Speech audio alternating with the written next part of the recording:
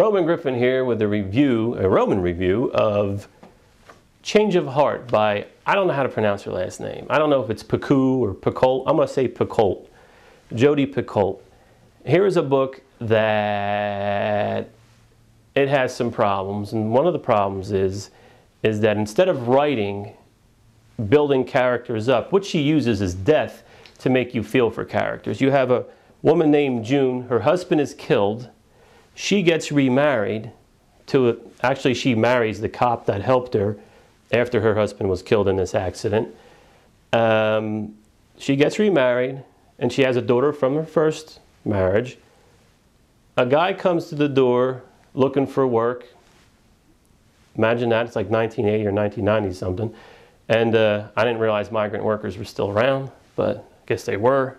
Not in my neighborhood.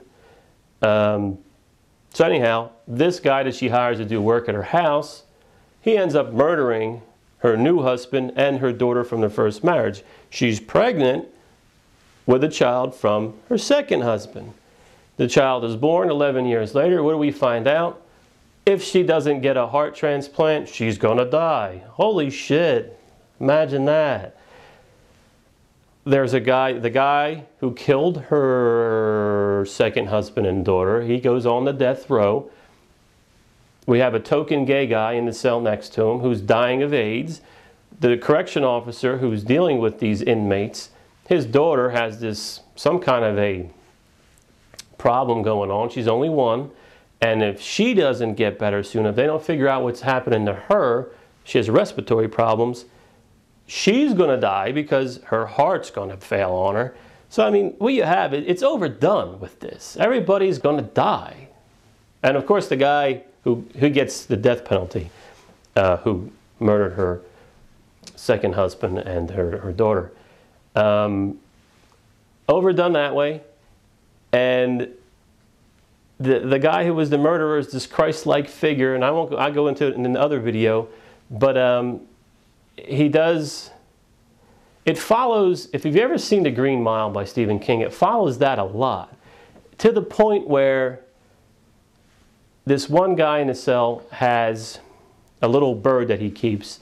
His cell gets tossed one day, and he keeps it in this big thick book, like a little nest he builds for it. The officer tosses the book and the bird dies. They hand it down to this Christ-like figure guy. He holds it in his hands, brings the bird back to life, gives the bird back to the guy. And what does he do? The guy says, thanks. He doesn't say, how the hell did you do that? Nobody's amazed by this. For some reason, it's like people bring birds back to life in prison all the time. He just happened to be one of them. No problem. I don't understand that. I also don't understand how she can totally rip off The Green Mile by Stephen King like this, but we'll get into that in another video perhaps. It's just, instead of writing, she just tries to use death, tries to make you feel sorry for people just by everybody dropping off like flies.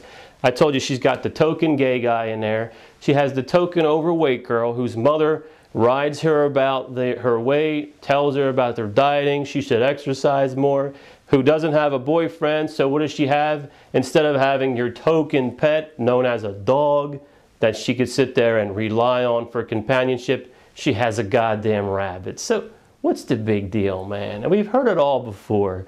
Token this, token that, and then you rip off Stephen King's book. I stopped reading when I got to the plagiaristic part. I cannot sit there and read something that somebody ripped off. I'm sorry. And I know for a fact, and the cover of the book, if you could see it, the cover of the book is, her name is bigger than the title of the book. So that tells you something right there. The publisher knows that the sheep are going to sit there and see that she has a new book and go buy it and forgive her for her transgressions, because they're going to buy every book she writes, whether they suck or not, whether she rips them off or not. So that's what you have. You got a Jodi, what the hell her name is, what is Piccolo or something? Pickle buckets, I don't know, anyhow. Give it a miss, don't give it a miss, I don't know what you want to do, but I'm not impressed by it at all.